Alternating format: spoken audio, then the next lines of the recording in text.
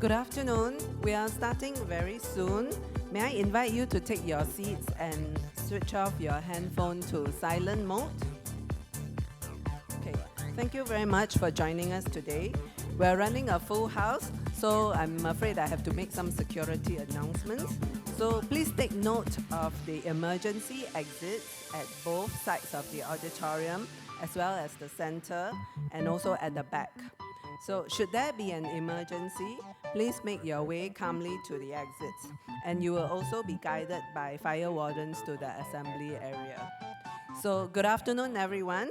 A very warm welcome to the Singapore University of Technology and Design. I'm Corina Chung, Senior Director for Marketing and Communications, and I'm your MC for today. So as background, SUTD is Singapore's fourth public university. It is established in collaboration with MIT, with over 90% of the curriculum taught in SUTD coming from MIT. We are also the second architecture school in Singapore and offers 3 other engineering degrees besides architecture in engineering product development, engineering systems design, and information system technology and design.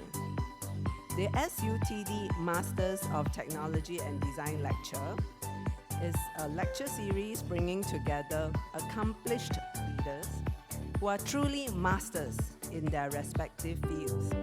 It aims to be a confluence of expertise in the areas of design and technology, promoting thought leadership and knowledge in these spheres.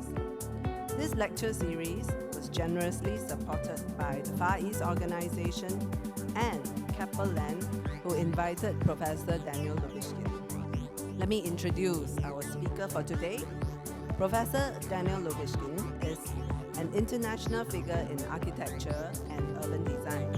His practice extends from building major cultural and commercial institutions to private homes and object design.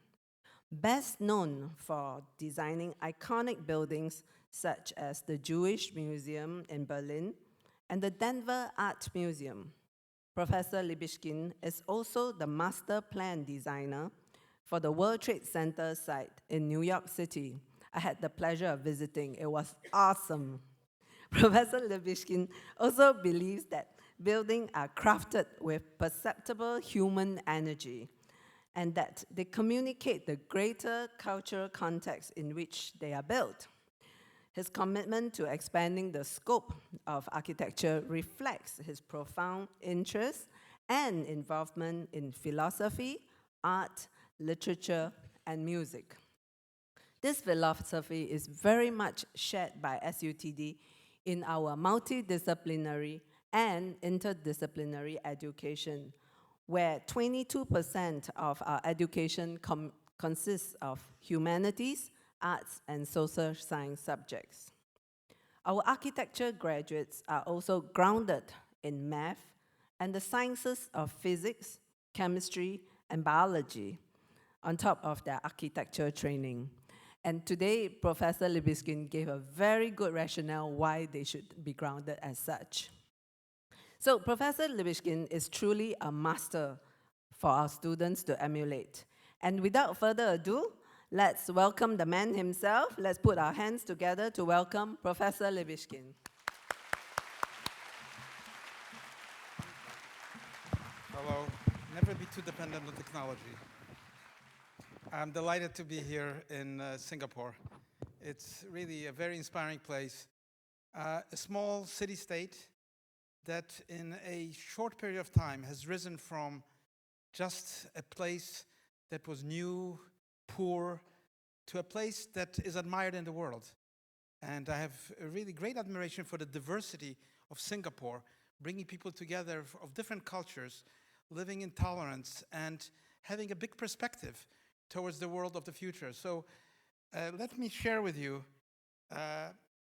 something that I think really concerns us all, which is how to communicate that architecture is more than just the materials out of which it is made, that it is really communicating something deeply human in its own language, which is the language of light, the language of proportions, the language of materials, and indeed a technological language as well.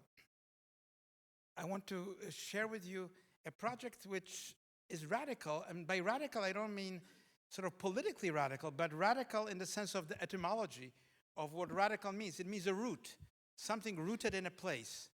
And I had the good fortune to work in Singapore for 12 years. I started 12 years ago working on a project called Reflections. And one of my sketches, how to create a place that is really unique, that is connected to genius loci, that fulfills its program. And indeed, Reflections is an urban project, but it is also a project about giving a home, a unique home to people who will be living there. And as you know, it's located on Keppel Bay, a beautiful area that was once an industrial area. And I've created these doubly curved towers. And I have to say that URA, the public agencies here are very advanced. They are really forward-looking because we were allowed to transcend the limitations of height by proposing to condense the development, create a more sustainable environment, and create these high-rise buildings, which include, of course, the development of the low-rise on the docks, and create really a kind of a chain of buildings that maximizes the amount of green space, gives a sense of identity to everyone who lives there, and really takes advantage of this historical waterway for really a new use. We took a lot of time to create really the sense of uniqueness, of unique apartments that, it's hard enough to create an iconic building, but to create an iconic apartment building, a residential quarter, is very important because we are used to extruded buildings, we are used to kind of statistical view of housing, and yet I think housing is probably the greatest challenge, to house the world, not just the 1%, but the 99% in places that are really inspiring and beautiful, and to open the larger vistas of landscape, of nature, and bring it to people who are part of that civic society. In Reflections, we had a chance to build clubhouses, amenities, places where people can enjoy the really fantastic weather in Singapore and use 24 hours a day, and amenities which connect with these bridges, the double curved buildings. And I have to say, the double curvature is not an aesthetic idea. It's really a functional idea because it means that every floor of the building lies in a different position of space. And that means simply that no one is exactly above you and no one is exactly below you. You are in a kind of fold, in a free zone which identifies each floor as being unique. And you can see that we were able, therefore, to preserve a lot of green space in a very, very tight and high-density site. There are thousands and thousands of apartments here. Of course, to create a sense also of identity, that this is not just another place, but it's visible from Mount Faber. It's a place on the water that brings attractiveness and brings a different sense of light and scale. And certainly, working with Keppel on this project has been an amazing adventure with such fine people who are committed. Then I was able to create another project which just opened, Corals, a different site. Of course, a very different requirement in this site. There's no high-rise buildings. It's really lying on the King's Dock, another historical area, and there is a zoning of height on the site. So how does one create something, again, a very different register? There are no verticality. It's not iconic in that sense of visibility, but to create iconic in the sense of delicacy of the fabric of buildings, to bring really the sense of uniqueness to every building. And there are, it's like a necklace of corals which frames the site. And I think we took a lot of time to make sure that every view, wherever you are in this large complex, gives you a sense of privacy, gives you a sense also of community and connection to others who live there, and also to give back the perspective of the King's Dock, these historical strategic waterways of Singapore, which are so much part of history of the past and certainly of the future. So again, a project that is just opening many apartments. I think 60 have been already sold. But again, it's a demonstration that at any point of design, the desire to create something delicate, something that has a sense of vibrancy and life, and is not merely a repetition of a formula, but dedicated to the uniqueness of a place. It's not imported from somewhere else, but comes from that light and that view and that atmosphere, which really is what architecture is. Architecture is not, as you know, merely function, form follows function, but it's how to create an atmosphere which gives intimacy and celebrates everyday life. And I have to tell you, that's the biggest challenge. It's one thing to celebrate activities which are annual or semi-annual or weekly, but the daily celebration of life, that's what I believe is the most important, because we live really only once. We only have examples of living twice or three times, very, very seldom. So let me start with my first project, because I didn't build from the beginning. I did many other things, but I always drew, and I always really believe that architecture is extension of music. I was a professional musician, and I believe that music is the major art, because you can see the instruments, but you don't see the music. So you can see the instruments of architecture, you can see the walls, you can see the glass, but you cannot see what architecture is, because architecture is in the lived environment. It's in the lived spiritual space of everyday life. Voices. What are voices? Voices that are not really loud. Voices that are maybe buried in the deep past, but voices that whisper to you across abyss, across time. You have to be able to listen to those voices by putting your ear close to the ground. This is the first drawing I made when I entered the competition for what later became the Jewish Museum in Berlin.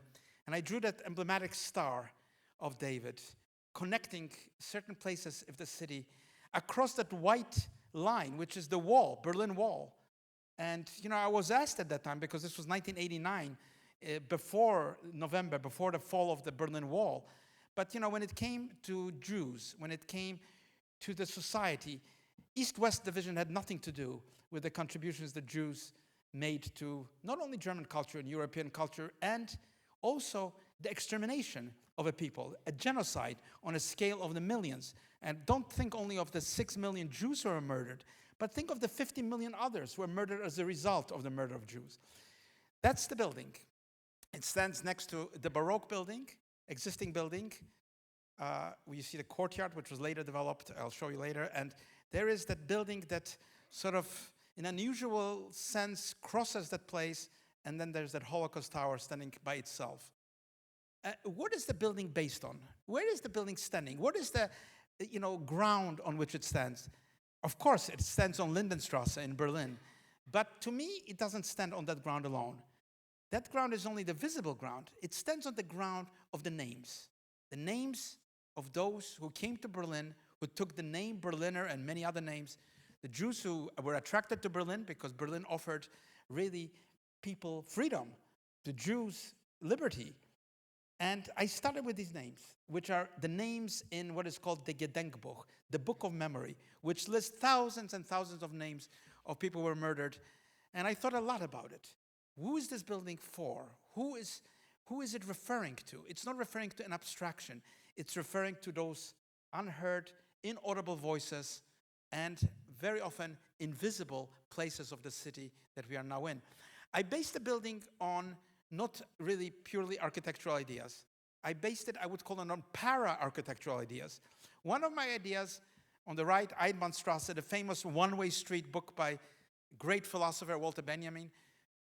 Unfortunately, somebody who had to escape from Berlin, he never made it. He committed suicide on his way across the Pyrenees.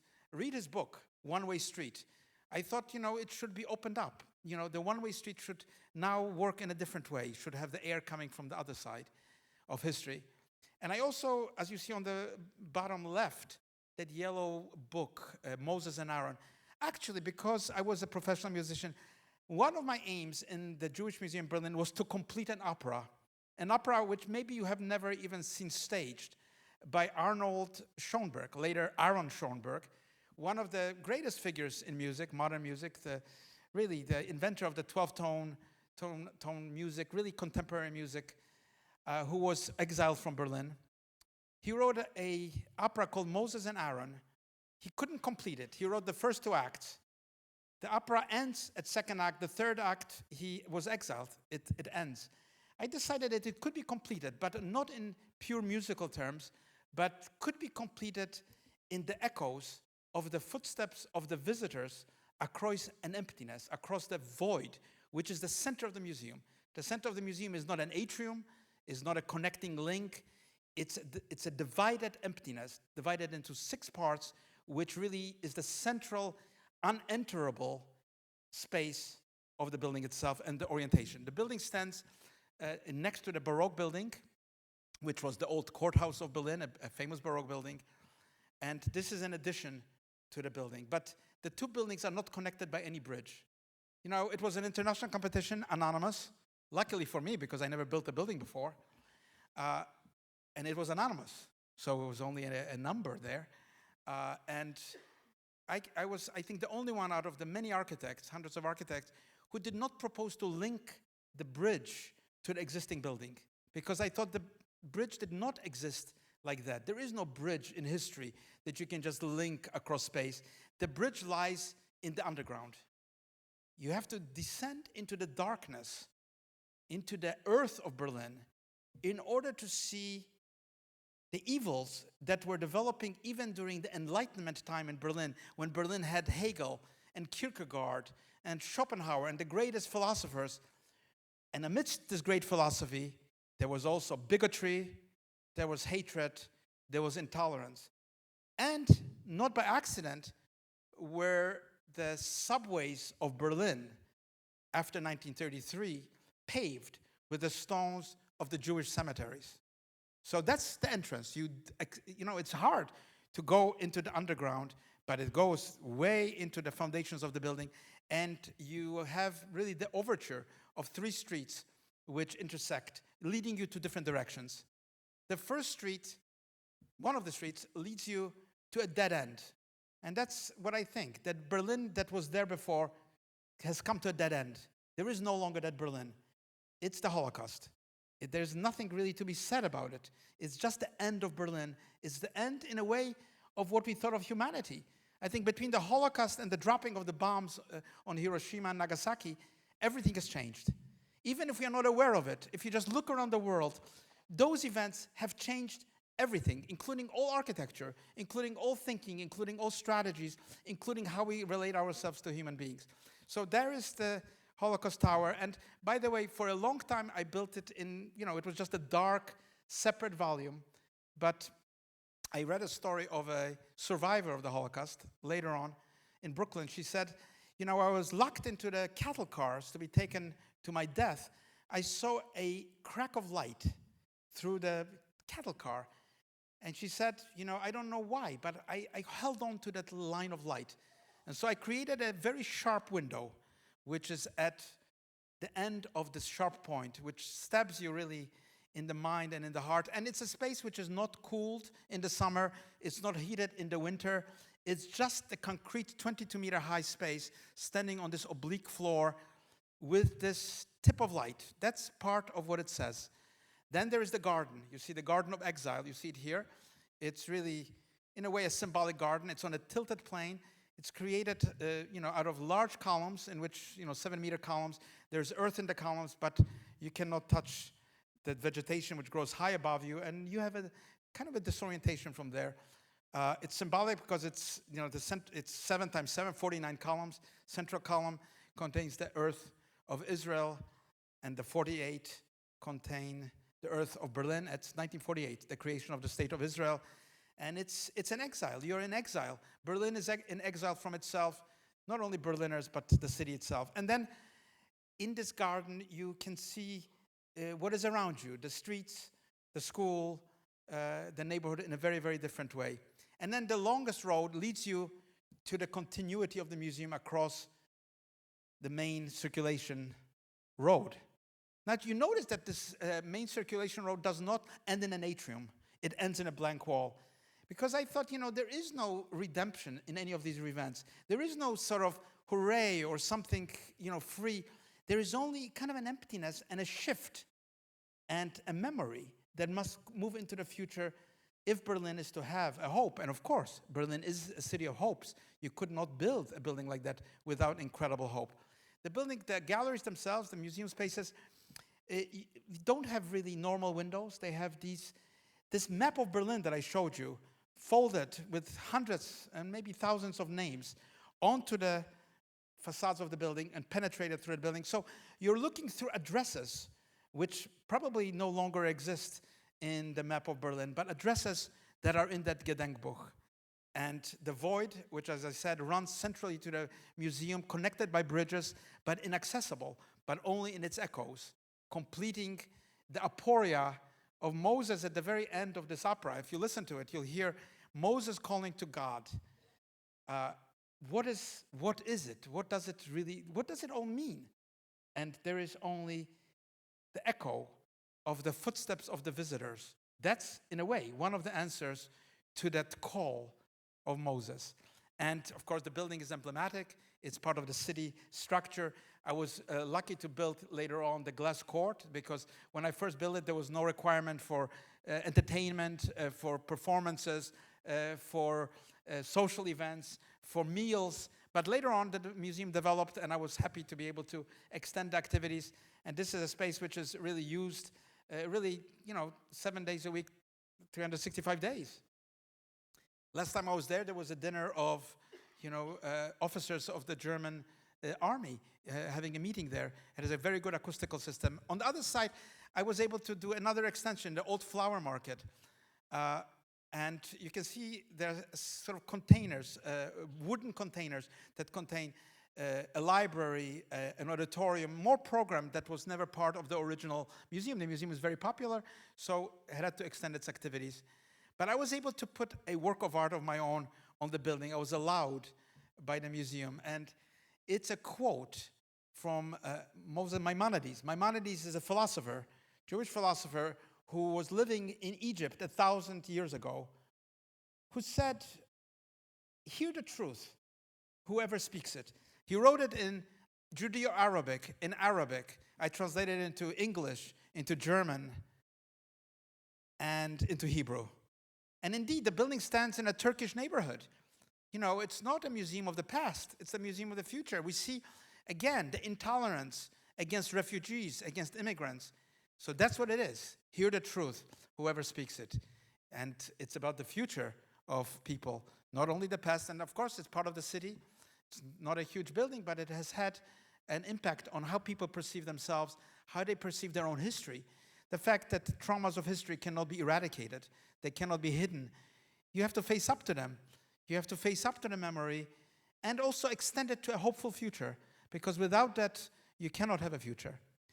Well, I built another project in Germany, opened recently. I call it the Fault Lines. And somebody once asked me, "Mr. Libeskind, how is it that you are building the largest museum in Germany, which is the Military History Museum of Germany?" And of course, Military History Museum in Germany is the largest museum, physically, the largest museum in all of Germany.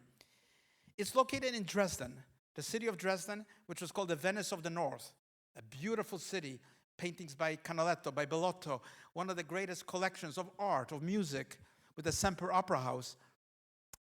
And then, you perhaps don't know this image, 1945, the complete destruction by bombing of the Allies at the end of the war, the complete disappearance of Dresden in the aerial bombing. And then, what do you do? What do you do? How do you create a building, a military museum? It was always a military museum. There was a Saxony military museum. There was a German military museum. There was a Nazi military museum. There was a Soviet military museum there. There was an East German military museum. And then after the unification, the question was, how do we go on with the museum? So this is my proposal in a competition which I was happy to win. I created this triangle, which the building is a self-similar form.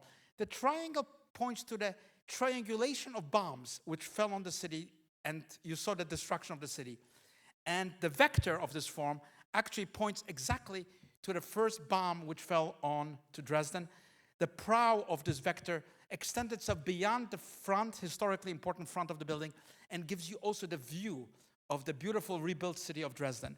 So there it is, the old armory, gigantic building, which became soon already in 19th century a military history museum, and a completely new insertion, geometrically, spiritually, and in every way, that points in its form to the catastrophe of what happened, and at the same time gives a new view of hope to the city.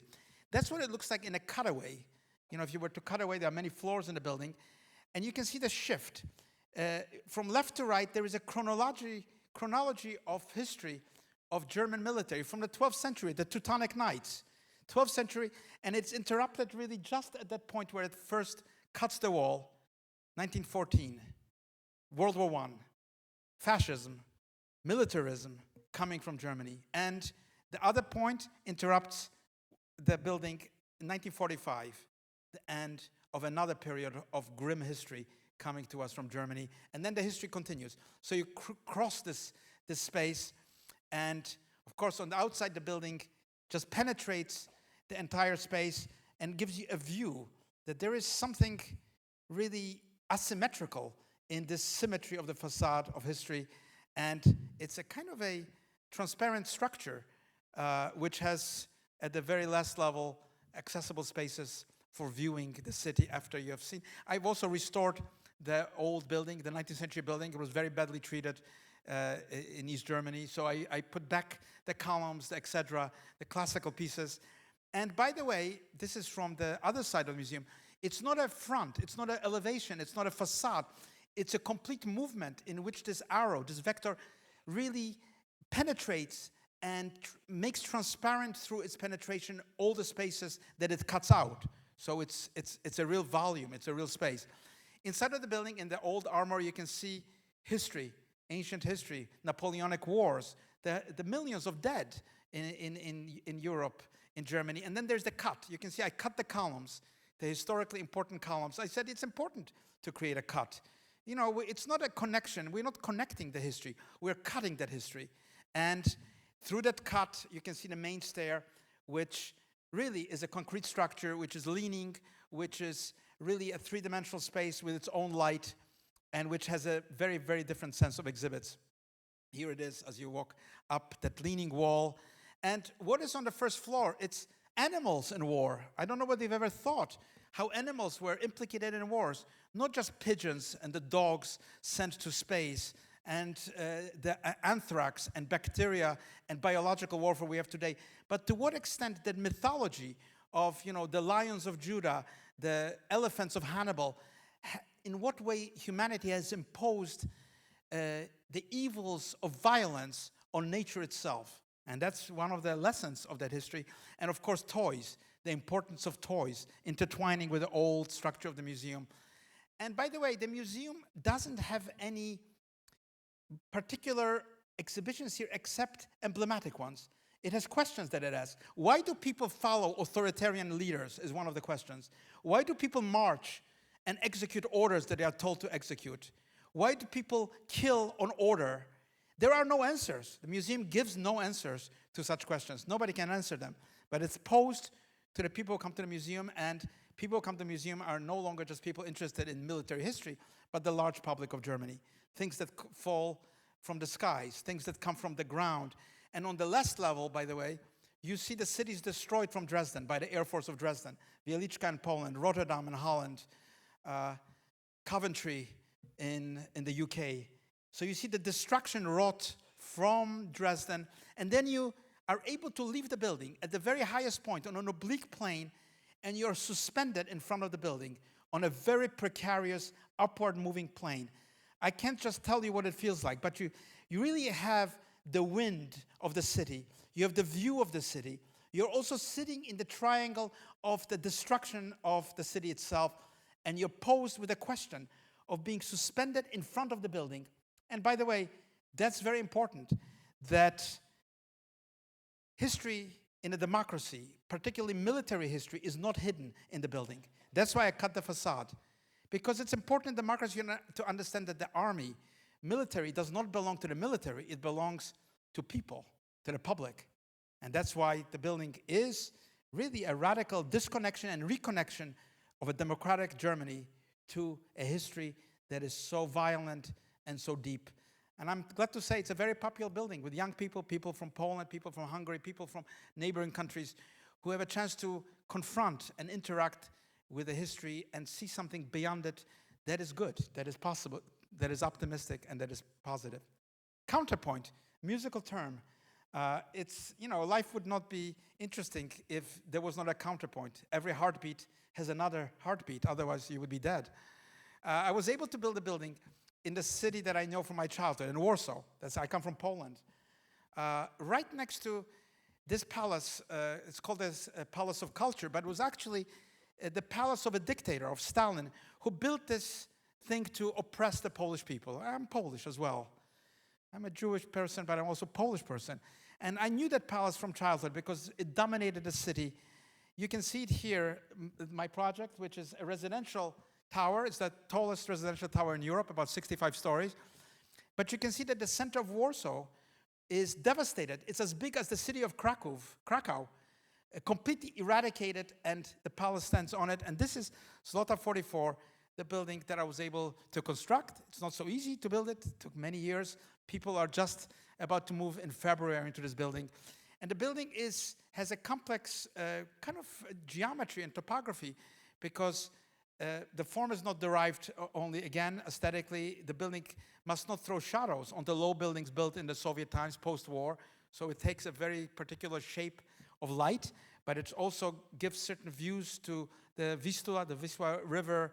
It's a building that has a podium. It's a building that has many apartments, building that has something that Poland has not had, amenity decks which have just opened just a few days ago.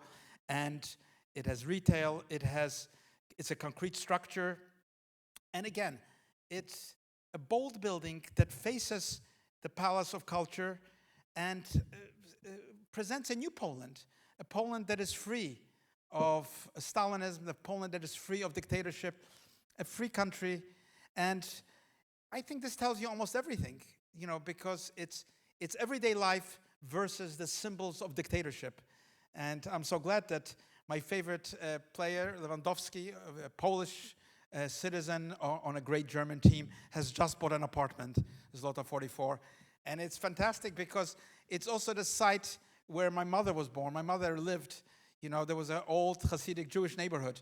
Really, that's where it stands, just a few blocks where she was born. So amazing to be able to return to a country that I left in the dark times of dictatorship and communism, to return to it and to see a country, Poland, developing in a very, very different direction today.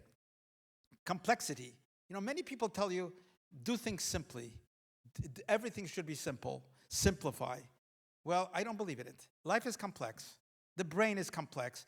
Even a simple line is complex. That's what Borges, the great Argentinian writer, tells us. The biggest labyrinth is the straight line. So I had a chance to build some years ago, my first shopping center.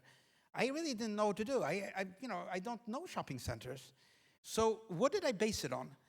I love this movie of the Marx brothers, not Karl Marx, but Groucho Marx and Harpo Marx. They made a movie back in the 30s called The Big Store. And what is beautiful about this movie, if you watch it, these three comedians take over a store, like a big store, like Macy's in New York, and after they hide in the store, when the store closes, they start living in the store. They start using the beds, all the stuff. They feel that the store is their home. It's kind of an illegal, anarchic type of action, but so beautiful, so inspiring, because I think that's what the store of the future is. The store of the future is not a vitrine. It's something you have to, in a way, own. It's a large complex in Switzerland, right in front of the gate of their capital, Bern. And, I decided, how do you make a really ecological project? One of the ways to do it is to build it over the highway, which has many cars connecting, Germany, Austria, France, Italy, Switzerland. So I proposed to build it over the highway. And, of course, to create such a building and make it interesting is a challenge because it has to follow the rules of retail, has to follow the rules but I made it out of wood. You can see there is a hotel as part of it, the games and children's facilities on the left. It's on a highway. It's kind of a dramatic new entrance into the city. But this is what I tried to do. I tried to create a very different atmosphere from a shopping center. I don't particularly like the old-fashioned shopping centers.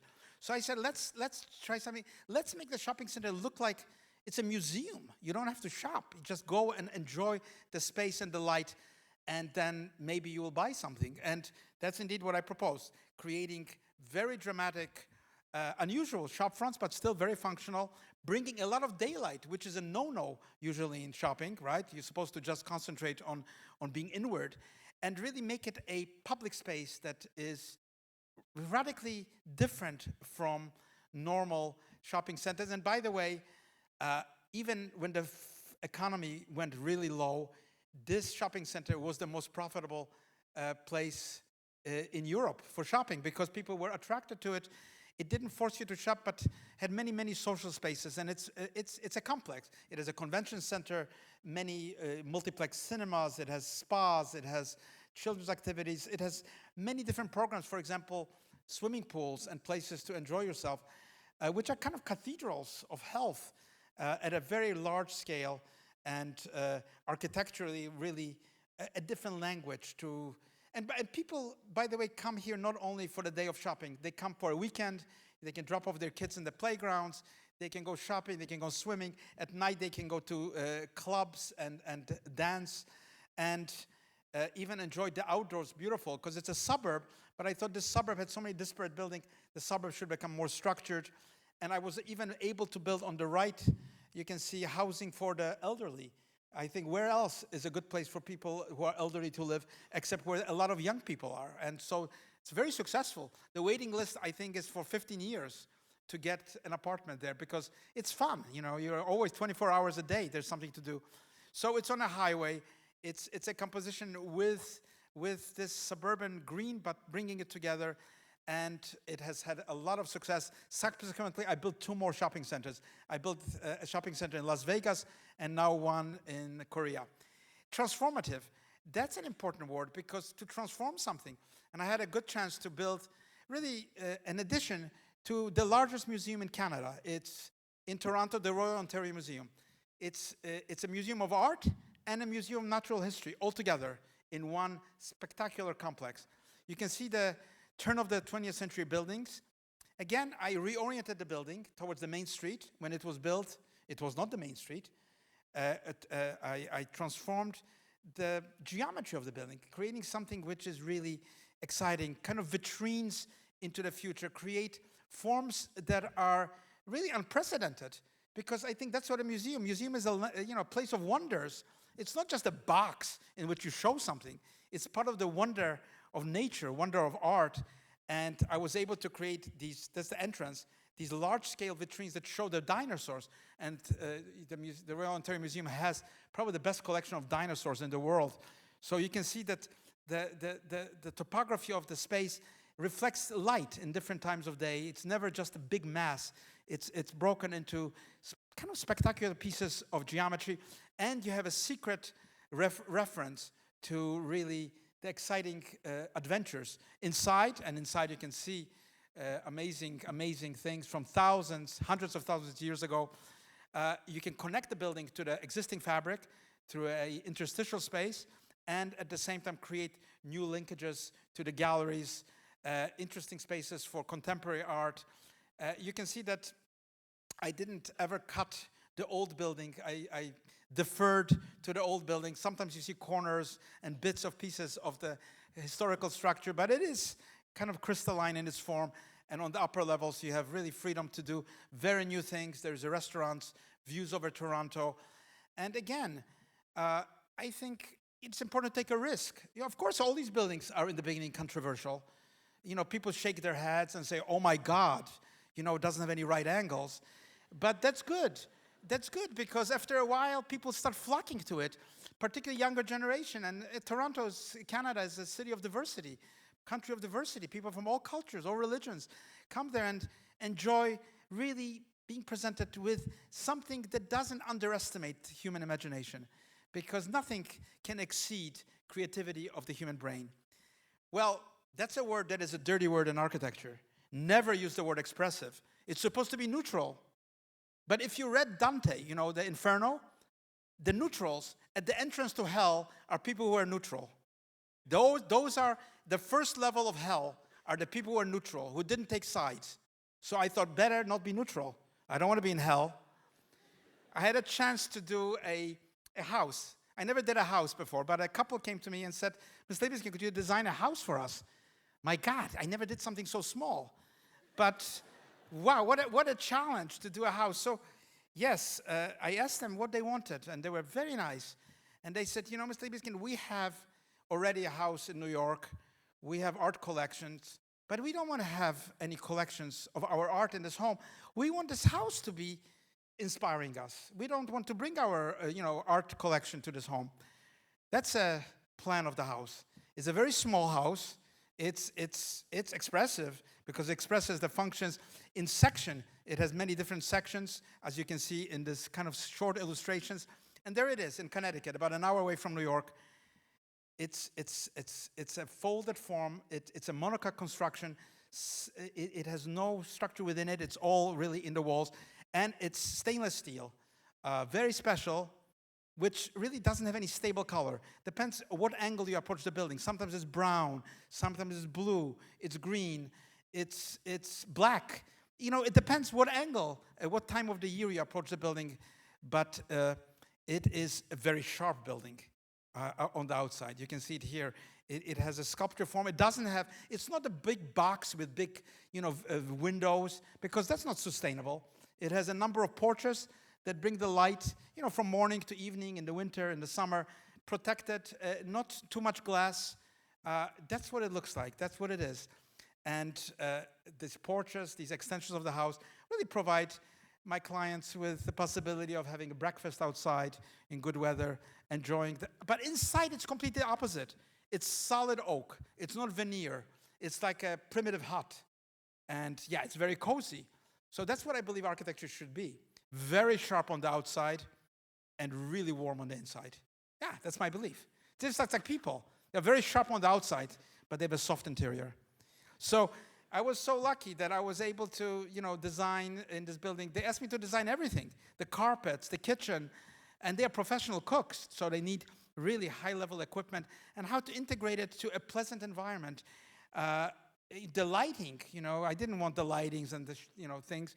So create something really that is flowing, that is interesting. I was even able to design the bathtub and the shower. And I never liked the round, the round English, showers, the English, and even the hardware of the shower. I don't like those knobs, even the Arne Jacobson I don't really like. So I designed a straight line. When you open it, when you close it, just a straight line. When you open it, it has these jagged geometries. And I was even able to, I wanted to do a fireplace. To have a nice house, you need a fireplace, you need a bed, you need a sense of intimacy and a sense of pleasure. The only mistake I made in the house, I have to tell you, is that the clients once gave the keys to me and to Nina, who's my partner, and said, you can stay for the weekend in our house. And that was the worst thing that happened, because my wife every day now asks me, why don't we live in such a house? Okay, let me take you to my last project, Memory Foundations. Maybe the most complex project I've undertaken, maybe anybody in the world, because it deals with a devastating moment that changed our lives. All our lives changed on 9/11. The way we travel, the way we look at news, how we see the world, has changed that moment. But I thought that moment should be a foundation for the future. And very often I'm asked, Mr. Libeskind, where were you on 9/11? And I say, how strange that after 13 years of working on the Jewish Museum, 9/11 was the day that the Jewish Museum was to open to the public at 7 o'clock in the evening. But it never did, because after the attacks, which were in the afternoon European time, the Jewish Museum closed its doors, never opened them for the next 3 days. That's when I thought, never think that history is disconnected. Everything is connected in a strange, strange ways. And history is not a story with a good ending or a bad ending. Some people think, it's a story. It's going to have a good ending or a bad ending. Apocalypse or paradise. But I think it's not. It's a story which depends on what we do in that story. It really is indeterminate because it depends on us, how we act in the story.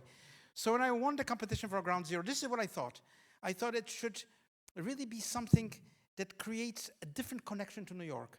It should not be something of a mega structure in the center. By the way, all my colleagues, great architects, 7 finalists at the competition, proposed, the Twin Towers, large mega structures, of Norman Foster, of Richard Meyer, of Stephen Hall, of many famous architects.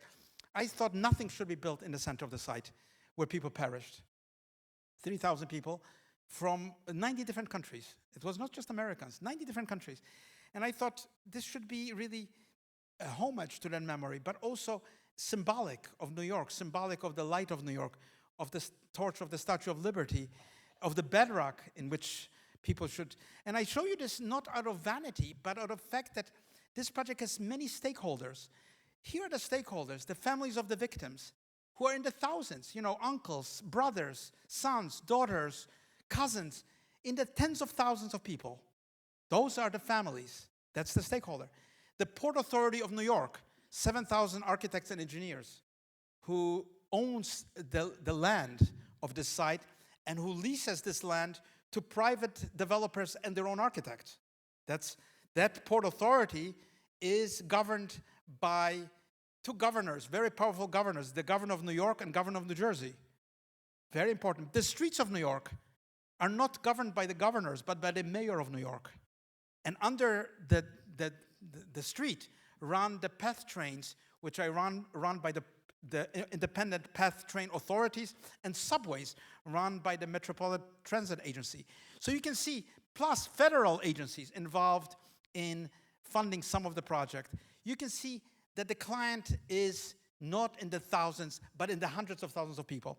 So winning the competition is easy. How do you bring consensus? How do you outlive the governors, the mayors? Now I outlived 4 governors. I've outlived 3 mayors. I outlived 5 heads of the Port Authority, 4 heads of the MTA, 3 heads of the path authorities. Well, it's a marathon. Architecture taught me one thing, starting with the Jewish Museum, that it's not a short-range thing, that you can talk to the governor on the right, the mayor on the left, but it's a long-range project, and you have to create consensus. Consensus for people who don't agree what to do on the site. Of course, the developers have different ideas. So that's my sketch on the left. And I have to say, on the right is a rendering, pretty close to what is there now. And that's the trick. How do you go from an idea to reality? Because most master plans are just fantasies. They are never built.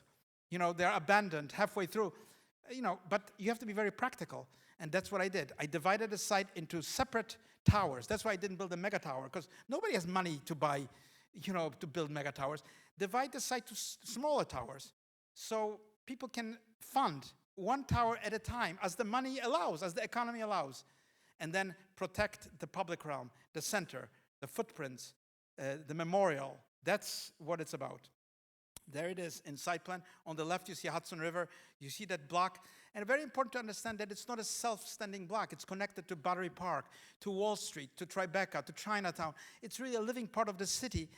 And the art of the project is not what you see on the ground. Really, if you're architects, engineers, people interested in technology, you know that it's not what you see that is important. It's what's down below the ground. And below the ground are 75, 80 feet of infrastructure, levels of foundations, levels of trains, levels of connectivity. That has to really be given to all the people who will be working on the site in order to create really the site as it can be built progressively into the future. The slurry wall, that purple element, which is now visible through the visitor center, remember you saw it during the first pictures of the attack. It took some time to clean the debris. And I was very moved, actually, when I came to the site. I have to tell you a story because it's interesting. I was standing with all the finalists, my famous friends, at the top of One Liberty Plaza, looking down at the site. And somebody said, does anybody want to go to the site And everyone said no, because it was a very dark day. It was November, it was raining, it was cold. Everybody said it's much easier to see the site from top. We were, a very high floor, looking right down at the site. But I said, and Nina, let's go down. We want to see it. And I have to tell you, as I went down this ramp, 80 feet down below street level, my life changed. I realized that there's something different here. It's not about buildings. It's not about, no one declared this ground sacred, but there's something that you touch when you come to the bottom of the bedrock. And I touched this wall. And the engineer told me it was the slurry wall. Now, I wasn't exactly clear. I studied architecture. What exactly is the slurry wall? It's a dam. It's a huge dam. On the left side is the Hudson River. All the pressure of the Hudson River. Now, think about it. If this wall had collapsed, this dam, all the subways would have been inundated by waters. It would have been the apocalypse. That wall was very important to me. And it's hard to maintain it because a foundation is meant to be built upon. Structurally, you cannot have a living foundation which is just empty. You can see it in Rome or in Athens, old foundations standing. But a new foundation, which is still supporting the highest buildings in the world. I had the good fortune to work with the engineers of Port Authority who believed in my idea. And it's hard to do it, to expose the foundation. But I wanted people to see the foundation from the bedrock. And that's really in the 9/11 Museum, one of the most important features of orientation of what is below the ground. And by the way, when Pope Francis came to New York recently to give an ecumenical address about peace to all religions, representatives of all religions were there, he chose, interestingly, he could have chosen St. Patrick's Cathedral or Times Square or some other place in New York City, but he chose to give his address at the slurry wall. It was a statement about peace. It was a statement about memory. It was a statement about rebirth. It was a statement of optimism, but it was a statement also of history. And of course, the footprints of the site, the public space, with now the Performing Arts Center, Visitor Center going on. Very important that you understand that from the 16 acres, the space has only 16 acres, but half of it, 8 acres, I preserved for public good. That's very hard when you have 10 million square feet of office space you're required to do, 5 million square feet of cultural space, 5 million square more of infrastructure. You have millions of square feet of development. Very hard to preserve a mega space, the largest piazza in New York. And I thought that's important. And by the way, the water was also part of my master plan because I thought that you need nature, but you also need the acoustics of a waterfall to make your experience of reading the names on the edges of these footprints meaningful. And indeed, in Michael Arad's memorial, that waterfall is really there. And I was very criticized by the tabloids. Libeskind wants to bring, Niagara Falls to New York, but it was a good idea to bring the waterfalls. And you can see that it's a public space. It's very popular. There are more than 25 million visitors annually to this space, and yet it's still a building site. It's not completed. By the way, one more of things that you should know is that my aim in rebuilding this project was not just creating buildings and the master plan, but affirmation of life after death, after tragedy, after attack of terrorism. Affirmation of life has happened because more than 200,000 people have moved to Lower Manhattan since I started working. 200,000 people have moved to Lower Manhattan. Families, there's more schools. The downtown has moved to Lower Manhattan. So it's no longer the old Lower Manhattan, of the old Dutch, the English, Wall Street at night, empty. It's a lively, really new center of New York with an open space where you can breathe, where you can see a new perspective of New York. And by the way, I introduced a secondary space, public space, which no one asked me, New York never has enough space. I call it the wedge of light. You see 8:46 a.m. when the first tower struck is a line of light which defines an edge of a building. 10:28 when the second tower collapsed is the center of the Peth terminal, very dramatic skylight. So it's a memorial in light, and it's a memorial for the public. And even on a dark day, when there is no sunlight, you will feel the shift of the grid in New York. And there is the PETH terminal connecting things, as I showed you, underground, a very, very important building on the side. And here you have, the building standing within the grid, but also within that torch of liberty, which really is in the center of the site with the footprints and the memorial. And there is that picture of the wedge of light. There is the early drawing of the buildings, of the open space. And as you will see it, pretty soon with all the towers built, seen from long perspectives.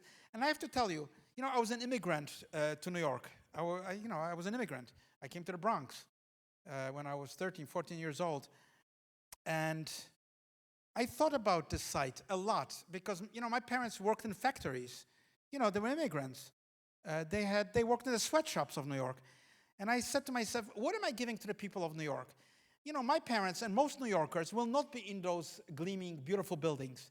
The Condé Nast, Time Magazine, Fox News. They will not be in those buildings. They'll be in the subways. They'll be on the streets of New York. They'll be in the city trying to make their lives and their families continue in a good way. So that's what I did. That's what the project is about. It's about New Yorkers. It's about accessibility. And ultimately, it's about this. I was probably one of the last immigrants to arrive by ship to New York, because later on everybody flew to New York. It was cheaper to fly than to take a ship. But, coming to New York by a ship, wow, what an experience. To be woken up, my mother woke us up, my sister and I stood on the deck of the ship, like all immigrants in the past, looking at the incredible feeling of where you are. That Statue of Liberty, at that time I didn't know that Emma Lazarus carved those words, great American poet, Jewish poet, who said, give me your poor, give me your immigrants, come to us, those who have been rejected from other places. This is the land of the free. That's what inspired me. And of course, the skyline of New York, which is such an amazing work, really. It's not easy, but it's an amazing work that proves that tolerance, that freedom, and liberty are the most important things in the world. And don't believe any demagogue who believes otherwise. Thank you.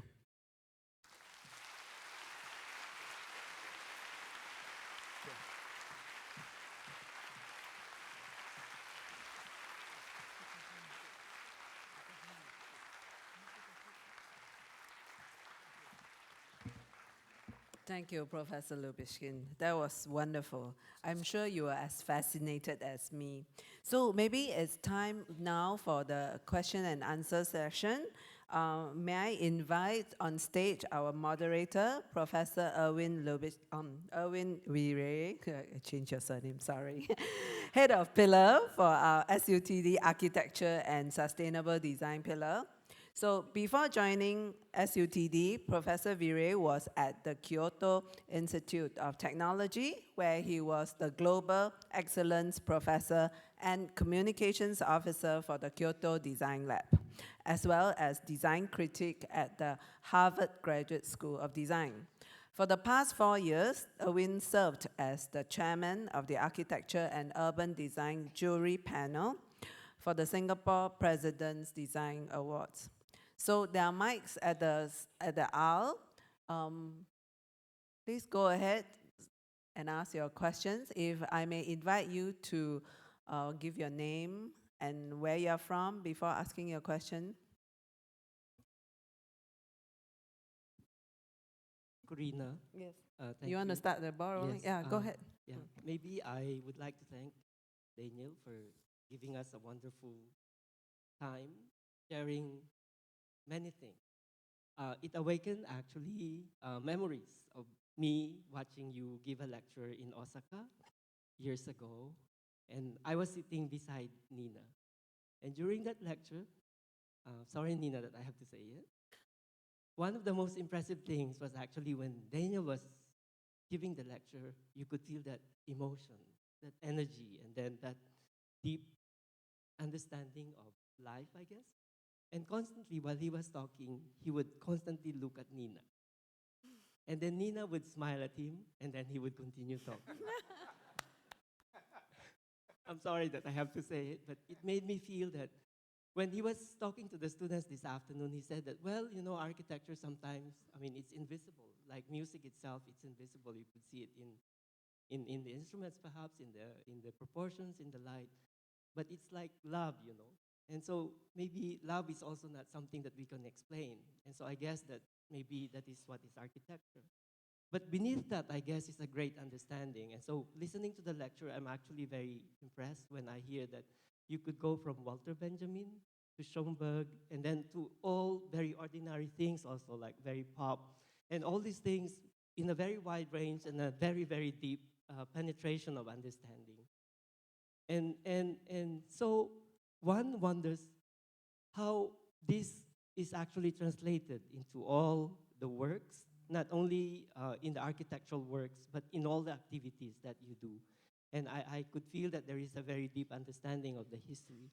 And so I guess that you mentioned also today to the students that mathematics is important, science is important as a foundation for creating architecture. So perhaps this connection of love, emotions, knowledge of history, philosophy, and science, how does it help us make better architecture and a better world? Thank you so much. You're right.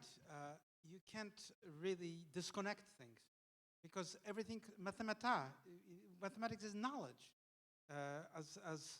As Galileo said, mathematics is the language of nature. And language of nature connects to our everyday language and connects to our emotions as well. So I think it is truly, it's true that everyone has a creative impulse. Everyone has an understanding of the world already.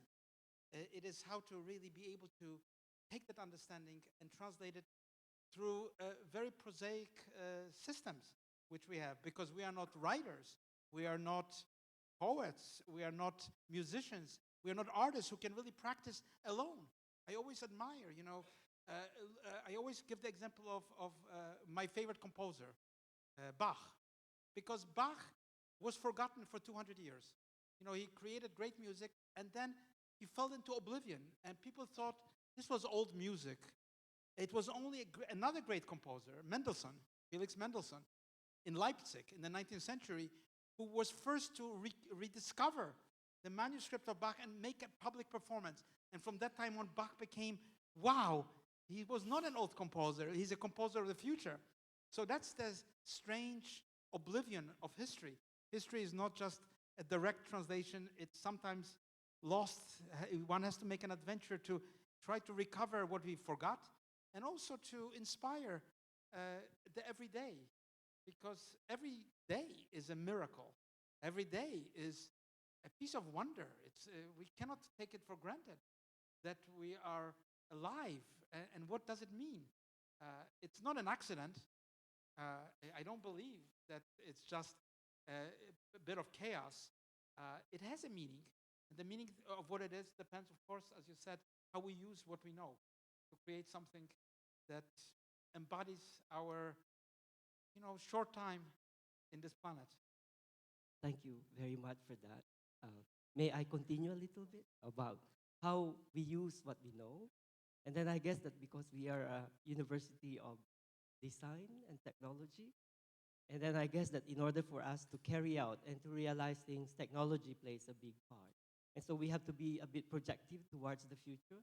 And so maybe this relationship of maybe digital technology or these other technologies, how do we maybe look at it and help us project towards the future, maybe in terms of architecture, in the things that we do? I have an image of the future, of the architect, the designer, which is an image of the deep past. You know the centaurs in Greece, half human being, half horse.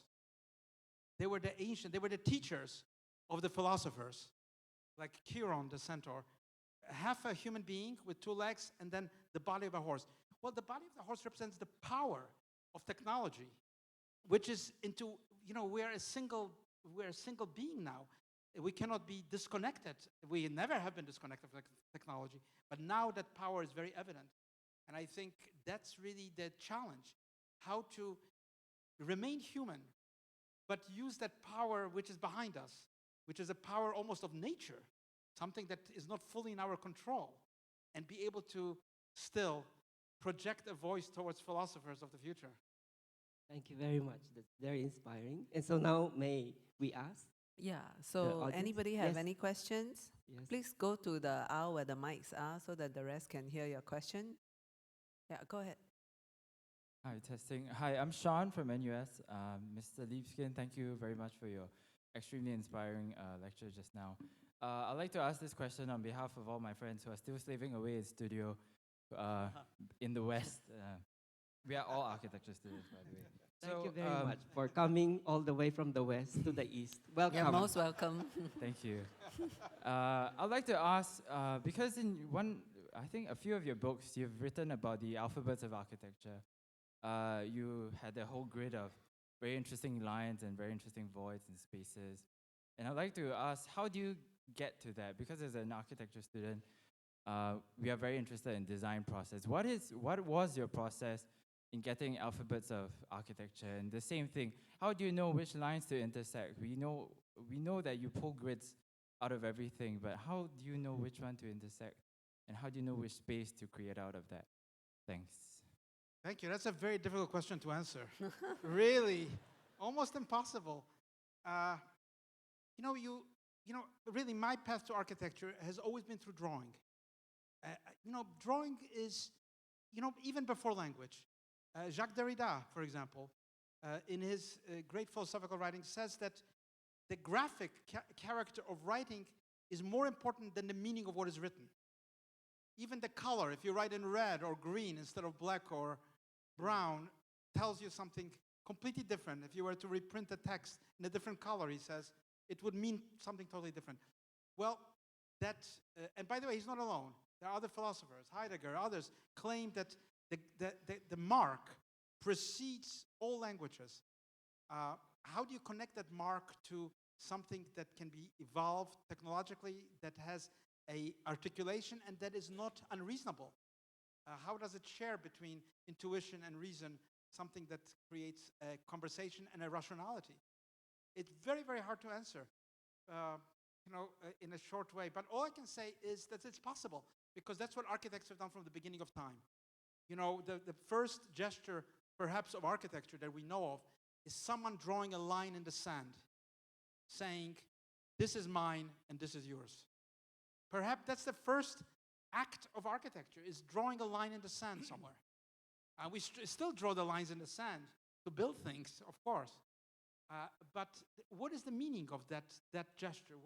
What does it create? How is space evolving from it? How can we create something like a city out of something that seems so vulnerable and so poor in its beginning?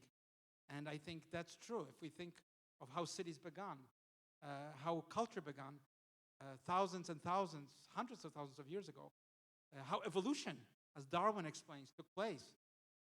Wow, it's hard to explain in one word, but I can only say this, that when you see Vermeer blue, it's a very particular blue, and they call it Vermeer blue. And you can buy Vermeer blue. But Vermeer invented this color. For what reason? He was a god. He invented a blue. So Thank if you I very may much. contribute a bit, as a reaction, I was having goose pimples as I was listening to it. It's basically saying that you believe in yourself, that it actually begins through you, that maybe this line, this trace actually begins in oneself. In a way it does, but in a way it doesn't. Because we are not alone. And we are not in charge fully. We are really not in control fully either. Most people think reality is what we can control, what we can manipulate. I think just the other way around. The reality is what we cannot manipulate. So there are things that computers cannot do. There are things that technology cannot do. And that is that moment of really, the moment of revelation, that in-between space, that spark between what we can control, what we cannot. And maybe that's actually where architecture is born, right in that moment, that blinking of the eye. Is that all right? Yep, thank you Thank very you. much. Thank you. Yeah. So we have another question on the aisle. People in the balcony, please stand by for your next question. Go ahead, sir. Shalom, Daniel. I'm John. Thanks for showing your pictures of Rome. It brings back wonderful memory as a student in a college across the road at the U of T. I'm going to pose you a question which I think all the students and practitioners actually will probably want to ask you.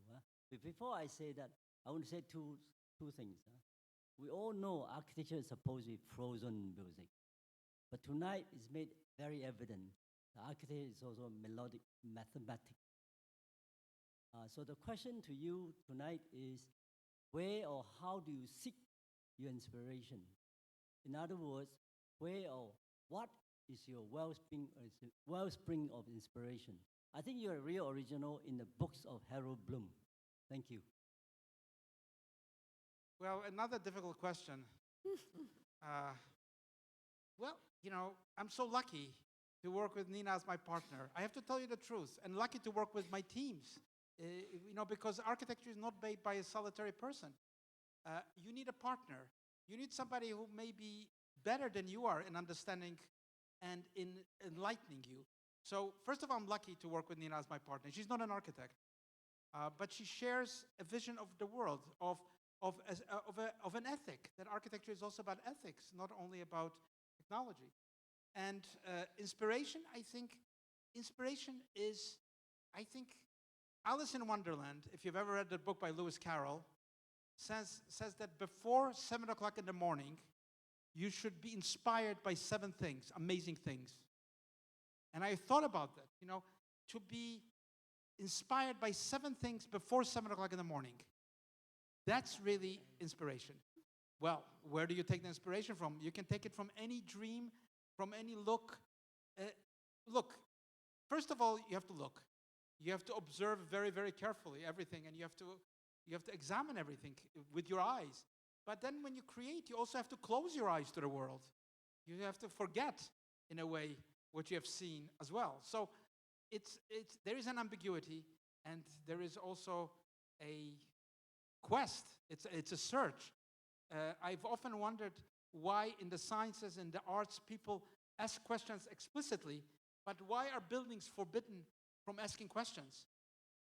And I think it's good if a building asks questions, which is not obvious to answer. So that's part of architectural memory as well. Thank you. Okay, at the balcony. Yes, please. Hi, my name is Louise and I'm an interior designer.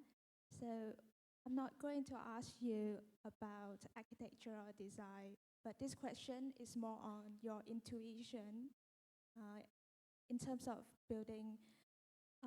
Because I'm interested in the way you talk about everything is all happen not accidentally, but all intertwined together. So the moment that you know the night September 11 happened, and do you get any premonitions or any urge to know that you will be the one to rebuild World Trade Center on zero ground? Yeah. I have to tell you a very funny story. I was called by someone from New York, from the Lower Manhattan Development Corporation, which was running the competition, and said, Mr. Libeskind, we would like to invite you to be on the jury of the competition. And I was so thrilled. You know, what a privilege to be asked to be on a jury of such an important competition. I had an event that was scheduled, many, many months before, which was on that day when the jury was to convene. So I called back and I said, can I appear 1 hour later because I have a very important event with many people. I cannot come at 9 o'clock. I can come at 10 o'clock. And they said, no, Mr. Libeskind, if you cannot come exactly at 9 o'clock, you cannot be on the jury. And I was very, very sad. And as I was, disconnecting the telephone, the voice on the other side said, well, Mr. Libeskind, if you cannot be in the jury, you can be in the competition.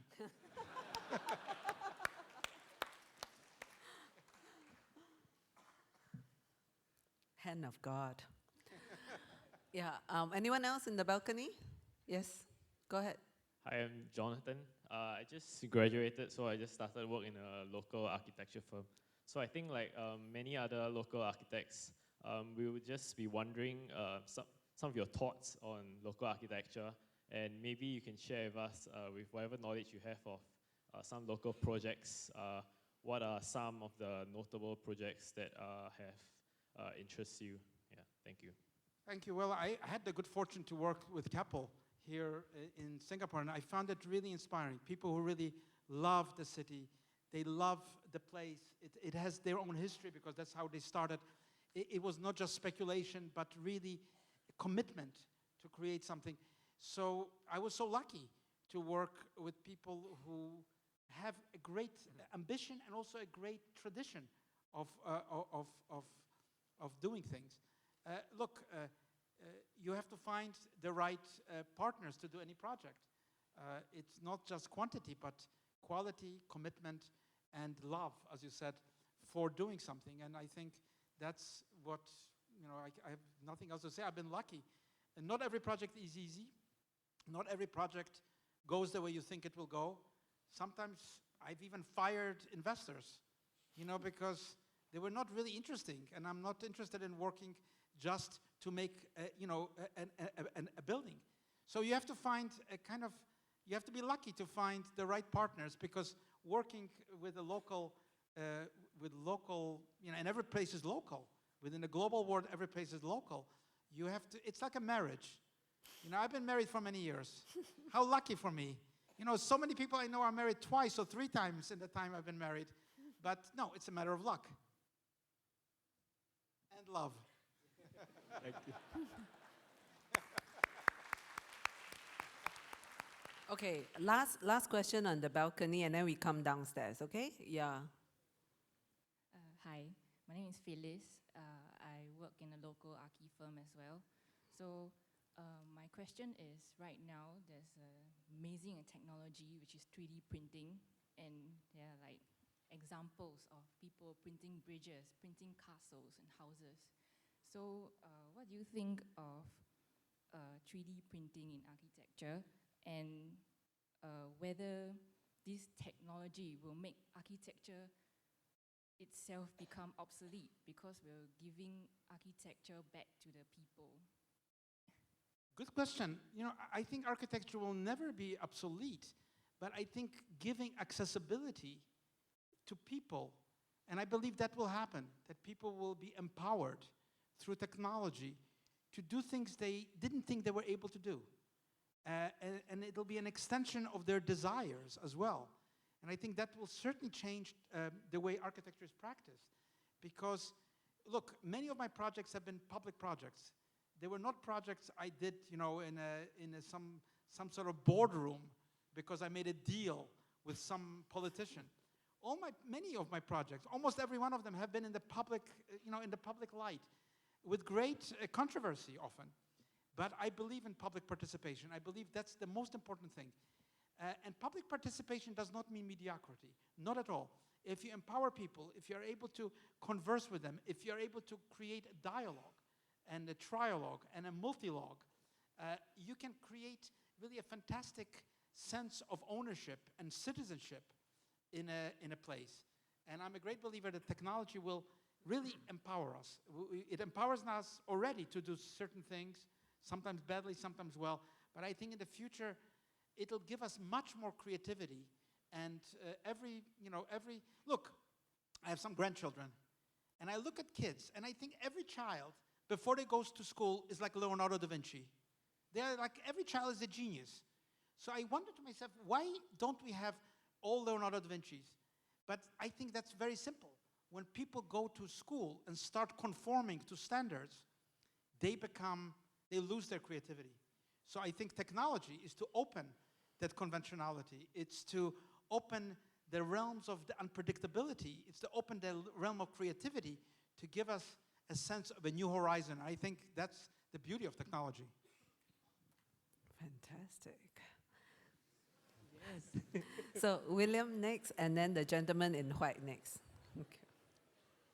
Okay, William Lau, architect and planner.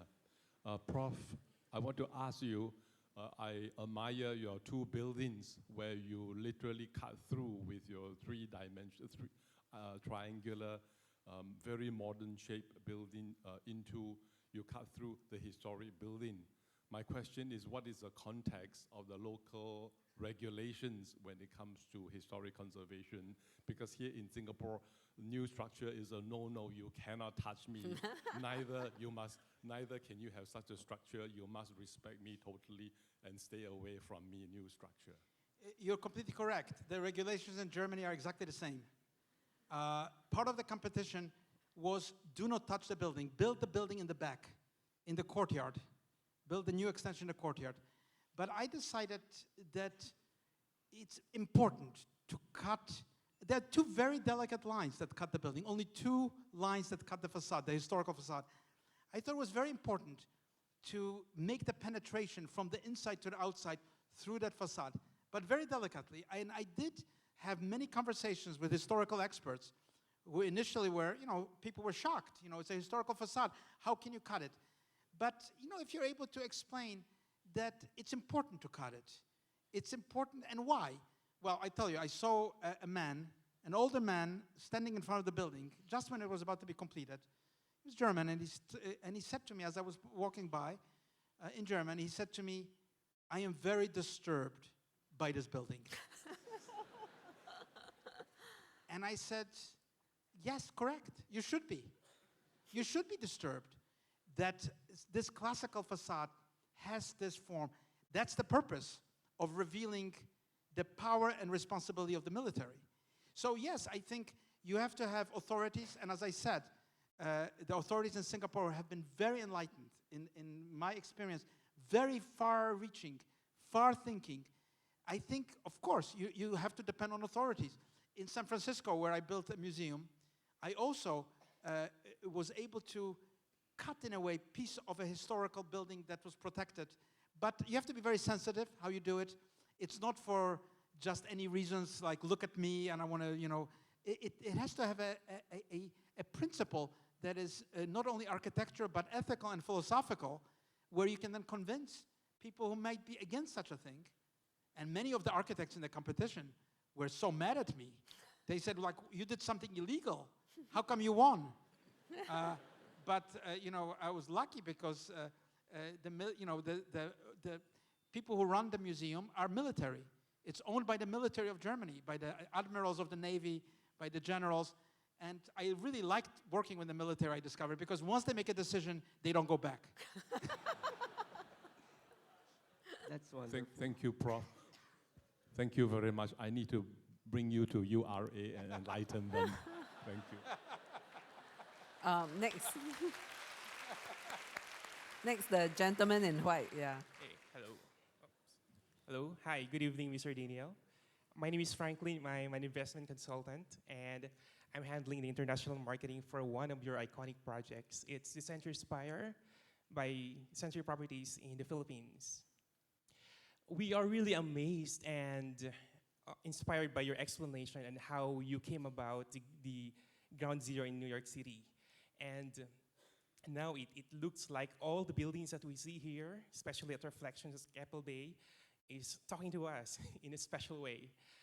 How would you like to be remembered by the design community? How would you like to be remembered by the world?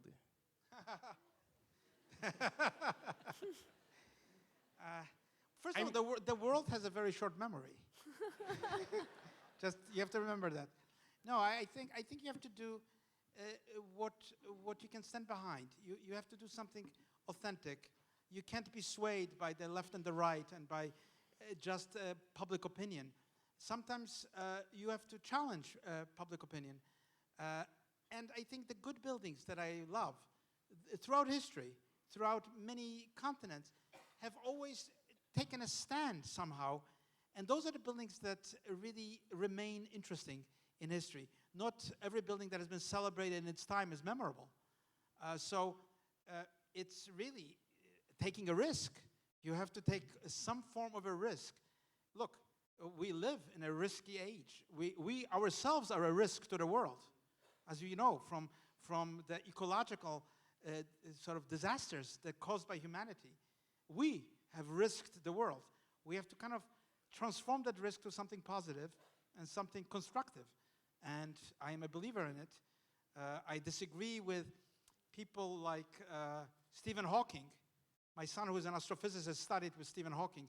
Stephen Hawking, who you know, the famous Stephen Hawking, black holes, said that the world has no future. Recently, he said that we have to start thinking of emigrating to other planets, that there is no future because we've destroyed the planet. But I think I would propose something different. I would propose that we have a kind of a NASA program to rediscover the world, because we don't know it. We've abused it, but we need a program, the reverse of going to outer space, go back into the inner space. Okay. Among your iconic projects all over the world, which one is your most favorite? Somebody said the next one, which is probably true. It's a good answer. Okay. Okay. So I'll can we let it- proceed to the next question, the other side? Okay, Hi. 3 of you last questions, okay? Keep it hi, short. Mr. Libeskind. My name is Joy. I'm from Singapore Poly. So I'd like to ask you, as a designer that embraces complexity, how do you know when to stop designing? Like, how do you know when you are satisfied and that your composition is complete? Thank you. Such difficult questions, really. You know, I'll tell you, my father was a survivor of the Holocaust, as was my mother. And my father said the following to me many years ago: when you eat, you should leave the table hungry. You should never satisfy yourself. You should always leave the table hungry. I think that's how I like to finish a project.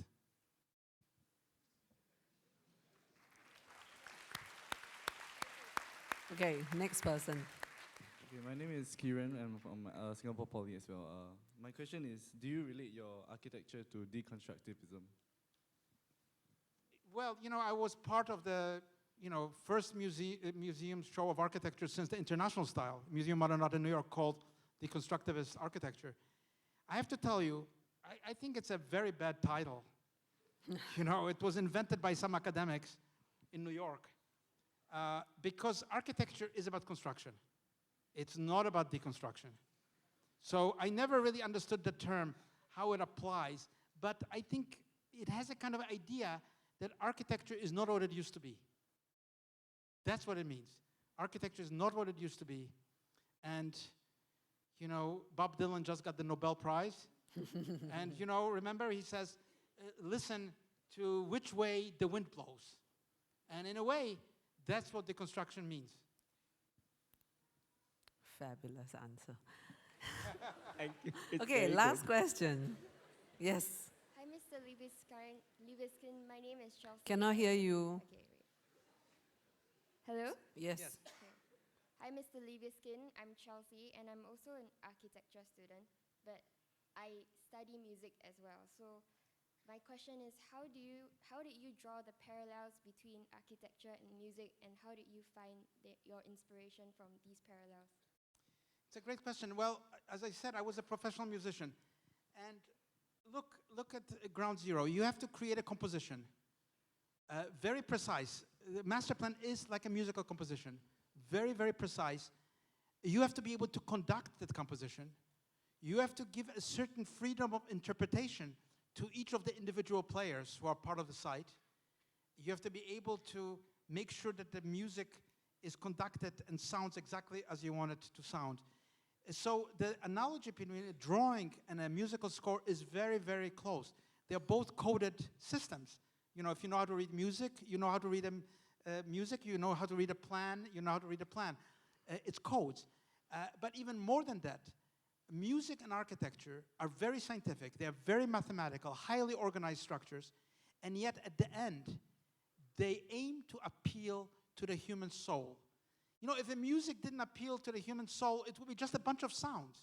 We would have no interest. It would be just noise. The same true with architecture. If architecture is not aimed emotionally at the human heart, it would be just a bunch of concrete and steel and glass and would not amount much more than just that. So that's music and architecture. It's the communication. It's something, that goes beyond the words. And as Emily Dickinson, my favorite poet, said, This world is not conclusion. A spirit stands beyond, invisible as music, but as positive as sound. That's the connection. Wow. Okay, thank you very much.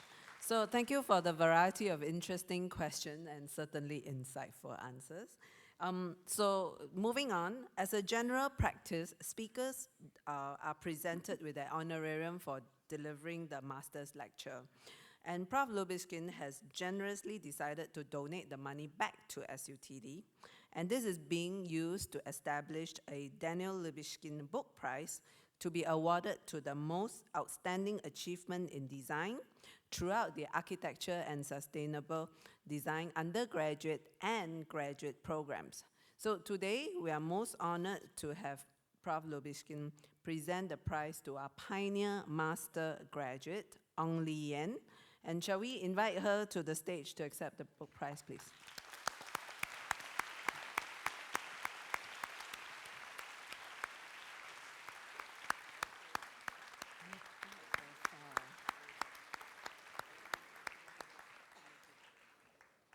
So maybe we have a group picture. Three of you.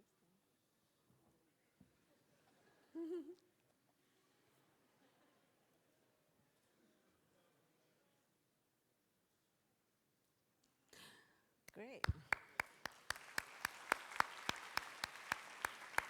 Okay, thank you very much, Professor Libeskind. Thank you very much. You have been a wonderful audience, and that is the close of our master's lecture. Have a great evening, everyone. Thanks for coming to the University in the East.